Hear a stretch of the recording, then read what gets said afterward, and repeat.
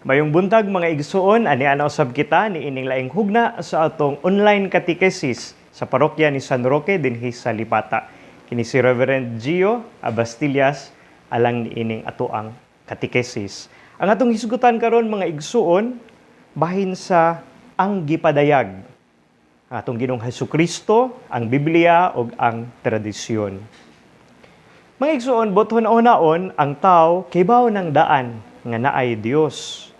Tingali dili Dios ang iyang tawag kaniya. Tingali ang labaw nga gahom o espiritu o unsa pa na diha. Atong makita nga ang tanang mga sibilisasyon naay konsepto sa Dios o divine power o higher power. Makita manggod sa tao nga dinhi sa kalibutan adunay mga gahom nga labaw pa kaysa kun unsaray atong makita. Adunay 5 ways sa St. Thomas Aquinas ni ana nga makatabang tingali nato kung ato ang pagatun-an. Apan bisan pa og naay konsepto ang tao kabahin sa Dios, atong makita sa mga mythologies nga saksak sinagol ug walay klaro ang maong mga konsepto. Ang ideya sa tao bahin sa Dios tawhanon ra pod kaayo. Apan buot ang Dios nga siya maoy mupaila sa iyang kaugalingon ngadto sa tao. Buot niyang mahiusa ang tao diha kaniya. O kana moy ato ang para natong mga Katoliko atong ginganlan og kaluwasan. Mao nga sa inanay nga paagi latas sa katuigan, iyang gipaila ang iyang kinaiya, ang iyang plano ug ang iyang gugma ngadto sa tao. Iyang giandam ang tao sa daghan kayong mga henerasyon aron moabot ang panahon nga mapadayag na gyud sa Dios ang iyang kinatibuk-an nga kamatuoran. Gikan pa sa sinugdan sa panahon ni Adan ug ni Eva, ang Dios mipakita na sa iyang kaugalingon ug sa iyang kabubuton nga kita maluwas ug mahiusa kaniya. Ug bisan pa og nakasala ang unatang mga ginikanan, wala mohunong pagpadayag ang Dios. Mipili siya og mga tao. Sila si Noe, Abraham, Isaac, Jacob ug uban pa. Aron mahimong mga instrumento sa kaluwasan sa tao ug aron makailas sila kon kinsa ang Dios. Sa dihang miabot na ang panahon, ang Dios mismo, siya mismo maoy mipakita, mipaila ug mipadayag sa iyang kaugalingon.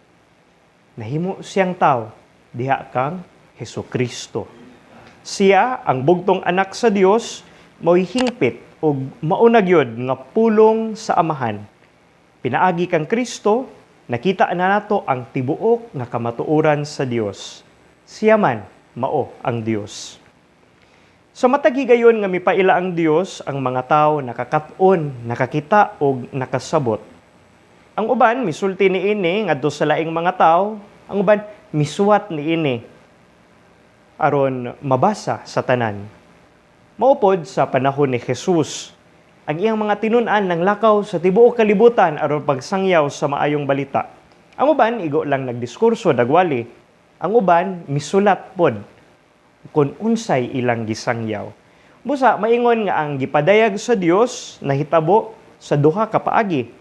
Ang una, pinaagi sa buki nga pagpadangat sa pulong sa Dios, oral tradition. Muni ato gitawag og tradisyon. Ang ikaduha mao ang gisulat nga pagsangyaw sa kaluwasan. Muni atong gitawag og balaang kasulatan o ang santos nga Biblia. Ang kamatuoran sa maayong balita naggikan gyud sa Dios ug may katumanan kang Hesukristo. Gikan kang Kristo gitugyan niya sa mga apostoles ug gikan sa mga apostoles ngadto sa simbahan. Ang maayong balita wala mo abot nga murag patay nga libro, kundi diha sa buki nga pagsangyaw sa mga tinun-an ug sa simbahan. Busa, maingon nato nga naay tulo ka bahin nga matawag deposito sa pagtuo. Ang balaang kasulatan, amo na siya gisulat, ang balaang tradisyon, ang wala gisulat, oral nga ato ang nadawat gikan sa mga apostoles, ug ikatulo, ang magisterium o ang simbahan nga mao'y nagtudlo o mao'y nag-interpret sa unang duha sa kasulatan ug sa tradisyon. Sayod da mga igsoon ug sama sa gisaad sa atong Ginoong Hesukristo ang Espiritu Santo kanunay nga nagiya sa simbahan aron masangyaw ang kamatuoran ni Kristo ngadto sa tanang katawhan ug sa tanang panahon. Napabaylaing Kristo nga moabot? Wala na. Si Jesucristo mo ang kinatibuk-an nga pagpadayag o revelation sa Dios. Wala tay laing gipaabot. Hinuon ang Ginoo pwedeng mopadayag sa individual nga mga tao. O tingali ang mahal nga birhen o mga santos magpakita ngadto sa usa o pipila ka mga individual. Apan sumala sa simbahan kini subay gyud sa kun unsay daan na natong nadawat gikan sa scripture o kasulatan ug sa tradisyon. Kay kun naa gani aparisyon o ingon nga nagpakita nya sukwahi sa unsay ato ang nadawat nga gitudlo sa simbahan ug sa mga apostoles naangay nang dudahan o gikan ba ni sa Dios o gikan sa kontra.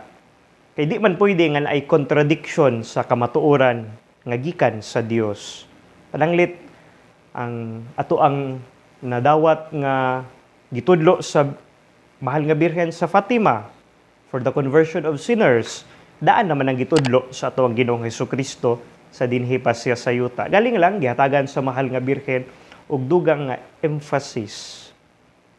Dili ba ang revelasyon maura gyud ang naa sa Biblia?